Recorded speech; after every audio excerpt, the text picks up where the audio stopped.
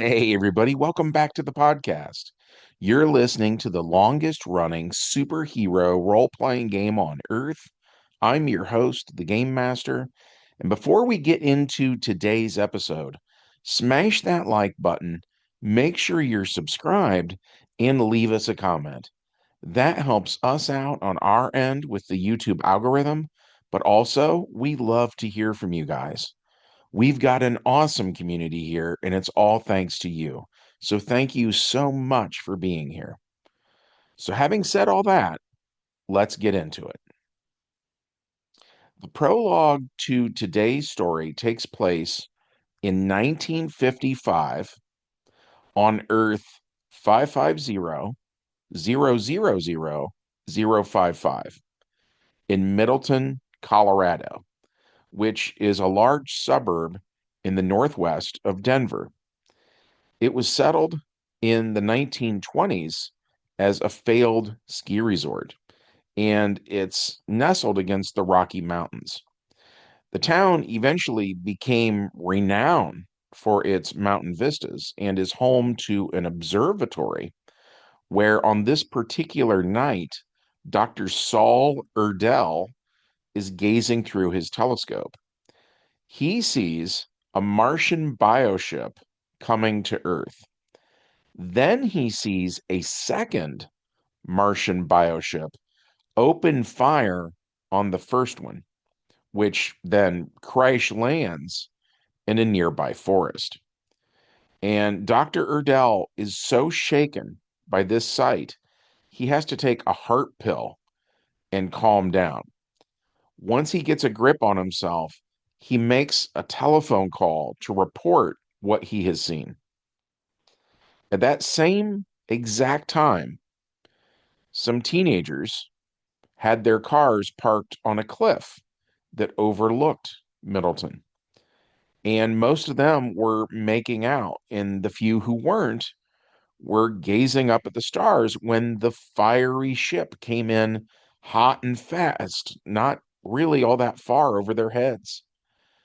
Since their romantic plans were interrupted by the sight of the fire and the sound of the crash, several of them hurry into the woods to check it out to see if it was like a huge meteorite or something like that.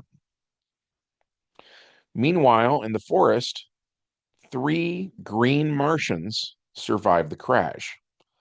The first is Jean Jeans, the man who will one day be known as the Martian Manhunter. And the name that he adopts on Earth is John Jones. The next to survive is his wife, Miria Jones, who adopts the Earth name of Mary Jones.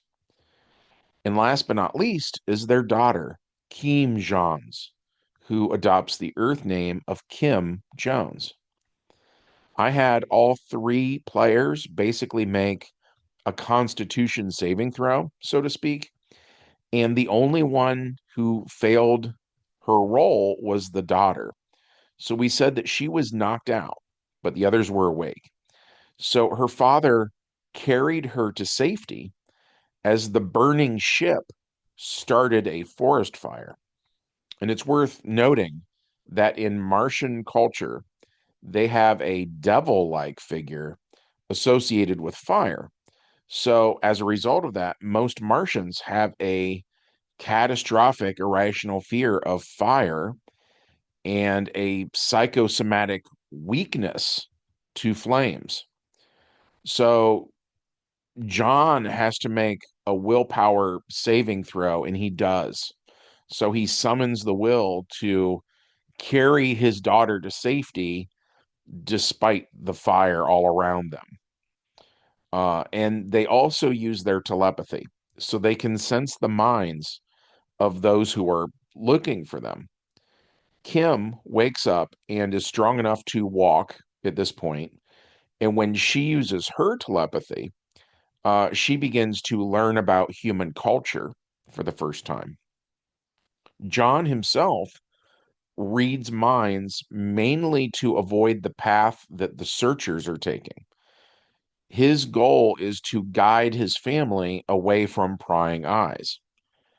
Mary Jones reads the minds of the humans in the forest, and she is struck by their lack of telepathy and how lonely that seems. For Martians, sharing their thoughts is easy and common, so they constantly know how each other feel. It's reassuring. But to be a human being to her seems shockingly isolating by contrast. So everybody makes some stealth checks, and the Martians exit the forest just as the fire trucks begin to show up and put out the forest fire.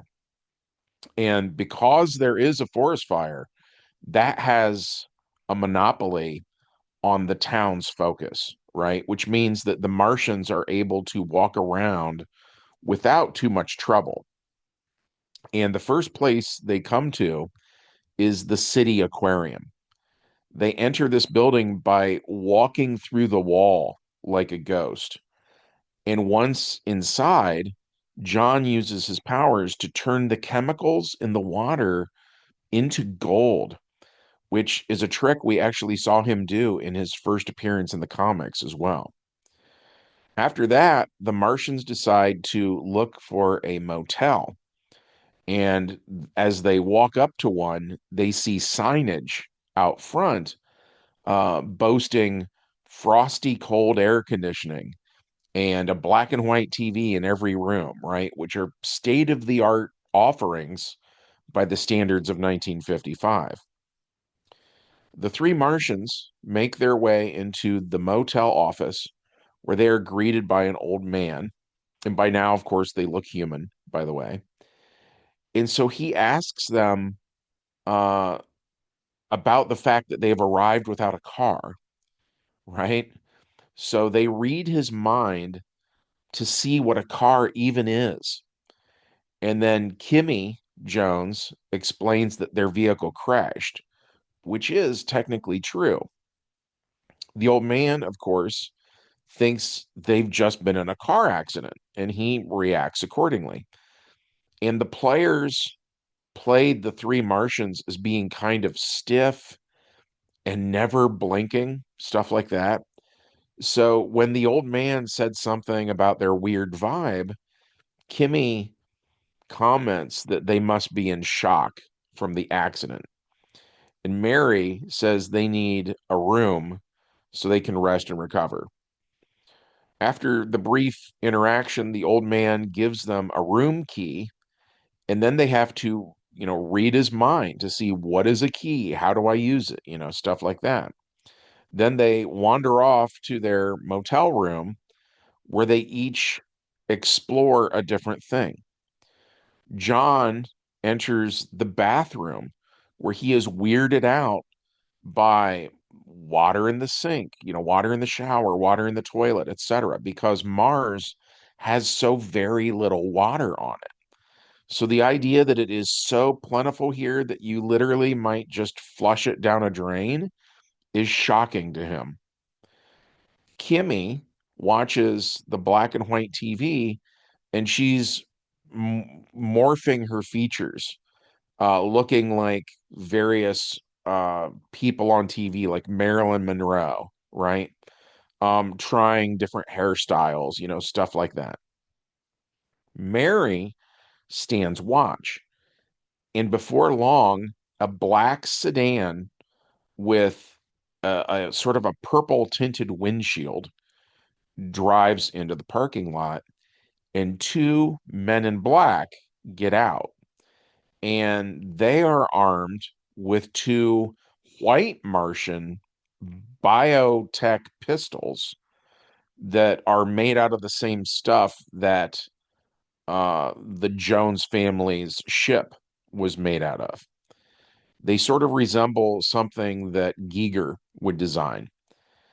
And as the men walk towards the motel office, they are talking about the phone call from Dr. Erdell earlier and the possibility of an alien invasion.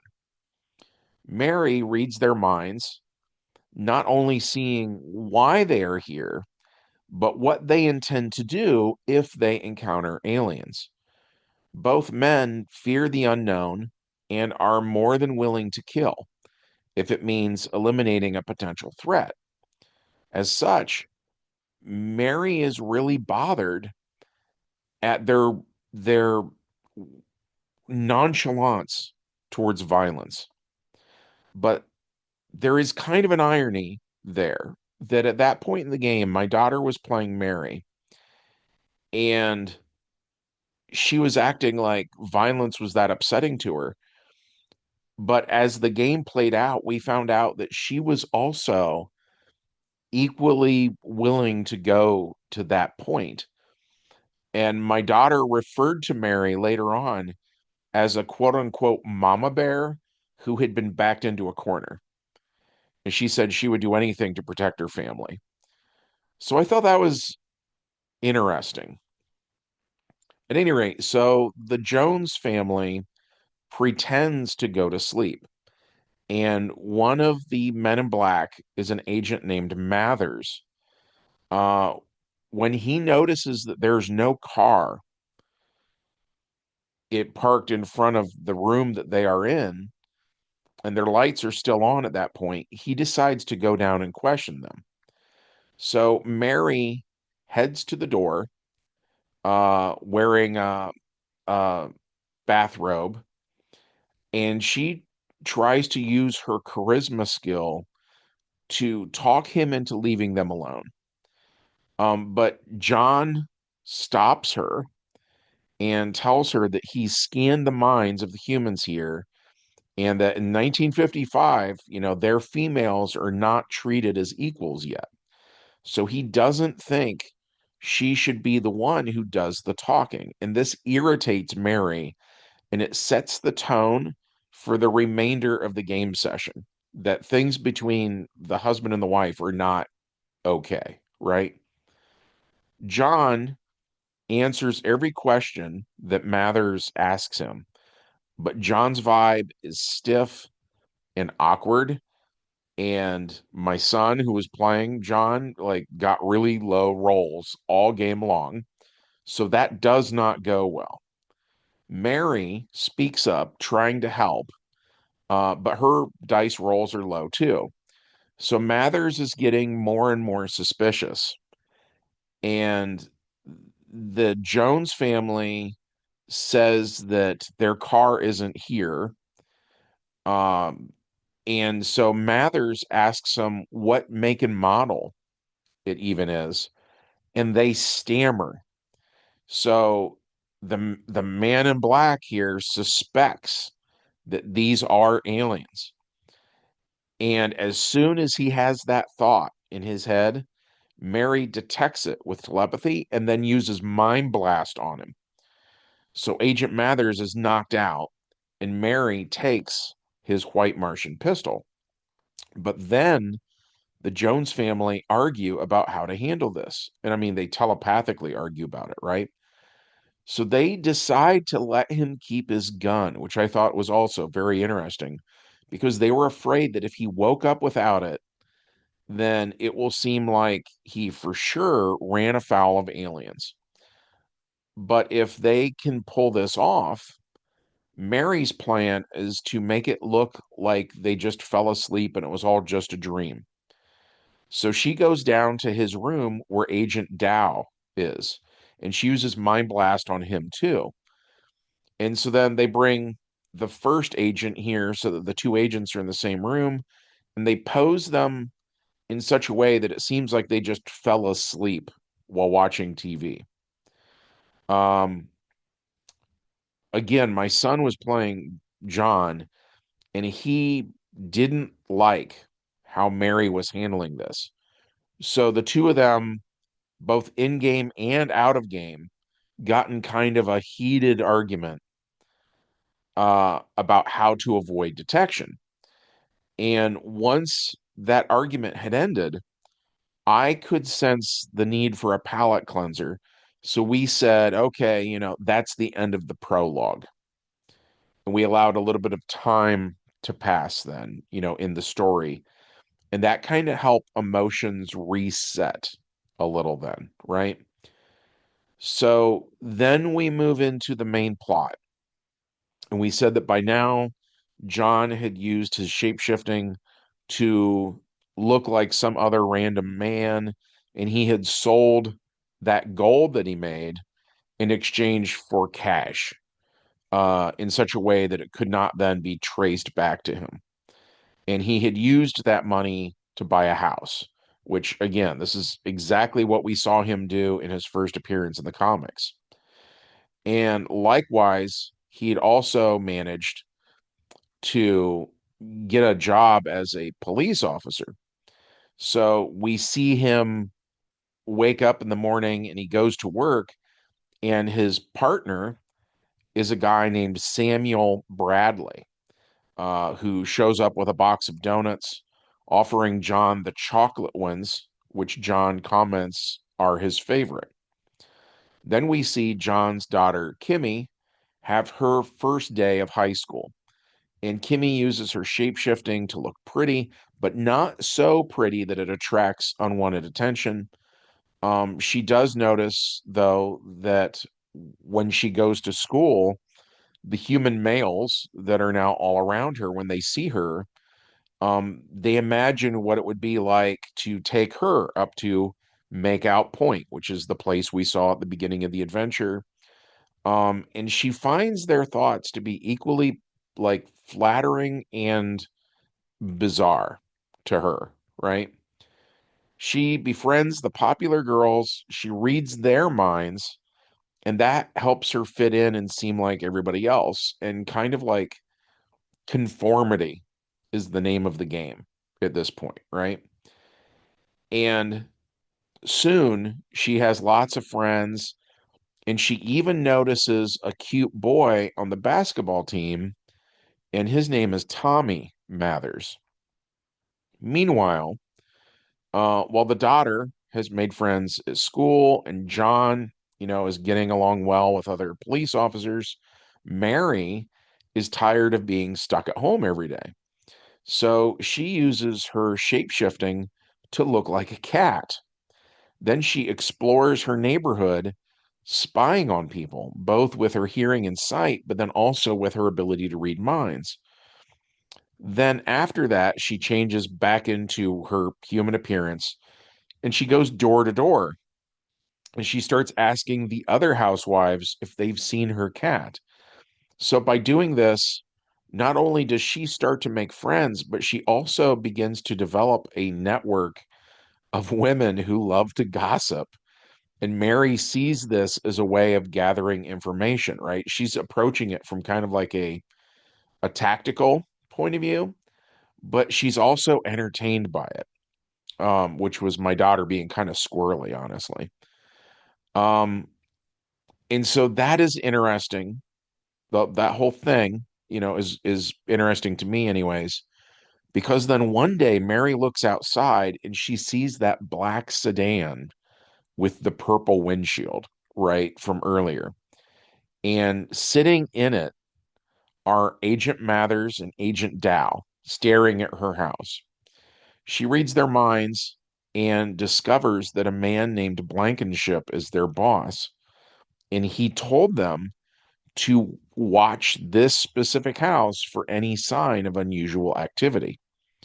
So Mary turns that gossip group of hers into sort of like a neighborhood watch slash homeowners association. And she tells them that there are men watching her when her husband is not home, and they're watching her daughter, right? And she's being really manipulative. I mean, like my daughter made the choice to play her as just like I was stunned by how she was playing this character, right? Um, so in a bizarre turn of events, um, Mary, who again was described as a mama bear who felt backed into a corner, who would do anything to keep her family safe, she actually goes out of her way to try to get these two agents lynched by the town for being lecherous deviants.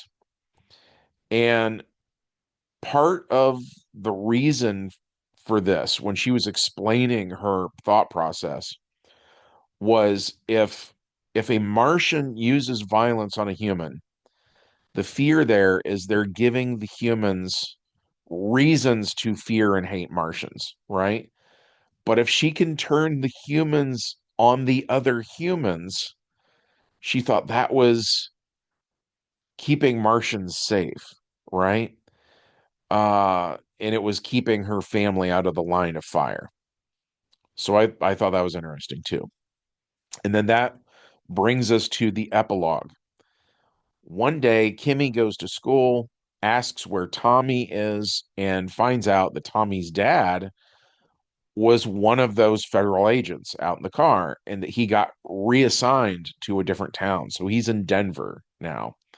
So Tommy doesn't come to school here anymore. She goes home and tells her mom this, and the mom uses telepathy to kind of share her thought process and unpack sort of the justifications for being manipulative and stuff like that, right? And the daughter uses her telepathy to share with the mom how she had developed feelings for Tommy.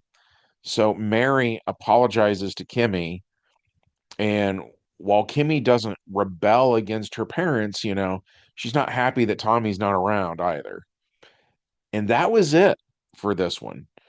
This adventure was originally supposed to be a continuum adventure where the usual PCs would come to this world and meet the characters. And when I ran this, I had more or less figured that the way I was going to handle it was because the Martians are so powerful, I can't have Martians fighting the continuum, right? It just That would be a completely one-sided, imbalanced game. So I had more or less figured that when the adventure ended, I was going to have the continuum show up and kind of make more like a cameo, just to tie it into the rest of my multiverse. But then when we actually ran it, the players were having a good time and they were getting into it. And it seemed like this was actually the sort of thing they would want to play multiple sessions of. So while the continuum didn't show up in this specific episode, we will run more of these. And when the time feels right, we will have Friction, Powerhouse 2, and Vortex make an appearance in Middleton. Until then, though, whatever these, characters do will set up what comes later. I think we were all surprised by the choices my daughter made in this one. And that also made us feel like this one had enough going on already without piling on dimension travel, on top of everything else. But that said, we all actually really liked this one when all was said and done. We hope you guys enjoyed hearing about it. If so, and if you would like to support our humble little channel, we would love it. If you just took a quick moment of your time to smash like, make sure you're subscribed, and leave a comment. And from all of us here at the longest running superhero role playing game on earth, we hope you have a good one, and we'll see you in the next adventure. Bye.